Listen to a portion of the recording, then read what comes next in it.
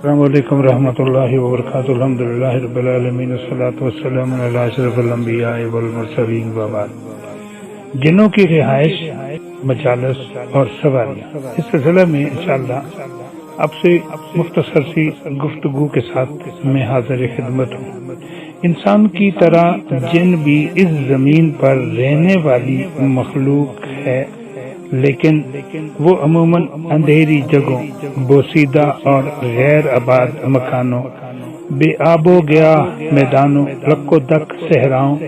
بیابان جنگلوں، پہاڑوں، وادیوں، قبرستانوں، ویران مساجد، کنویں، سمندروں، کھیتوں، کھلیانوں، گھاس پھوس کے گوداموں، بلوں اور سوراخوں، مکان کی چھتوں اور دراڑوں، درختوں، غاروں، خندقوں، گھاٹیوں، اونٹوں کے باڑوں اور نجاست کے مقامات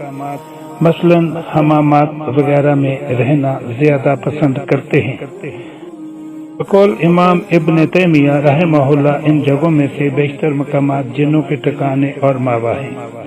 لیکن اس کے ساتھ ہی ساتھ بعض جن ان دکانوں اور مکانوں میں بھی بستے ہیں جن میں انسان مقیم تو ہوں، لیکن اللہ کا نام لینے، اللہ کا ذکر، تلاوت قرآن کریم، بالخصوص سورہ البقرہ اور آیت الکرسی اور نماز عادیہ سے غافل رہتے، دعائیں نہیں کرتے، عبادات نہیں کرتے، اللہ کے قریب نہیں رہتے،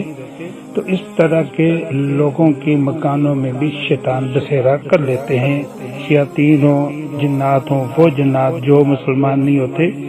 وہ اس طرح کے مکانوں میں یا اس طرح کی جگہوں میں رہائش پذیر ہو جاتے ہیں۔ ایک متفق علیہ حدیث میں ہے کہ غروب آفتاب کے ساتھ اندھیرا ہوتے ہی شیاطین بکثرت پھیل جاتے ہیں، چنانچہ نبی کریم صلی اللہ علیہ وآلہ وسلم نے حکم فرمایا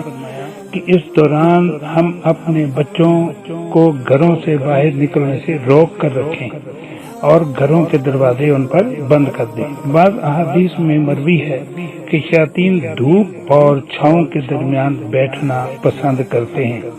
چنانچہ ابو یعب نے نبی کریم صلی اللہ علیہ وسلم کے صحابی سے مرفوعاً روایت کی ہے، آپ صلی اللہ علیہ وسلم نے ایسی جگہوں پر بیٹھنے سے منع فرمایا جہاں انسان کے جسم کے کچھ حصے پر دھوپ اور کچھ حصے پر سایہ ہو، اور فرمایا کہ یہ شیطان کے بیٹھنے کی جگہ ہے۔ اسی طرح جن اور شیاطین ان مقامات پر جمع ہونا زیادہ پسند کرتے ہیں جہاں وہ بآسانی فتنہ و فساد پھیلا سکیں، مثلا بازار وغیرہ۔ چنانچہ سلیمان نے اپنے بعض اصحاب کو وصیت فرمائی تھی،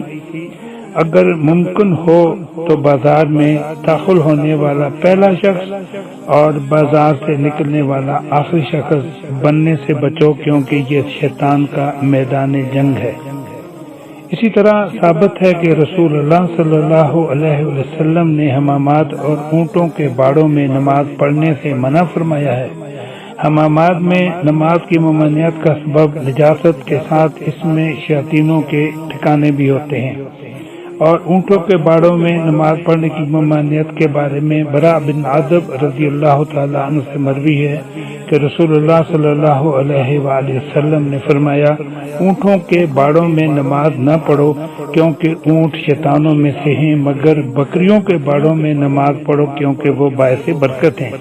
ایک روایت میں عبداللہ بن مغفل سے اونٹوں کا شیاطین سے پیدا ہونا بصراحت مروی ہے۔ بیان کرتے ہیں کہ رسول اللہ صلی اللہ علیہ وسلم نے فرمایا، بکریوں کے باڑوں میں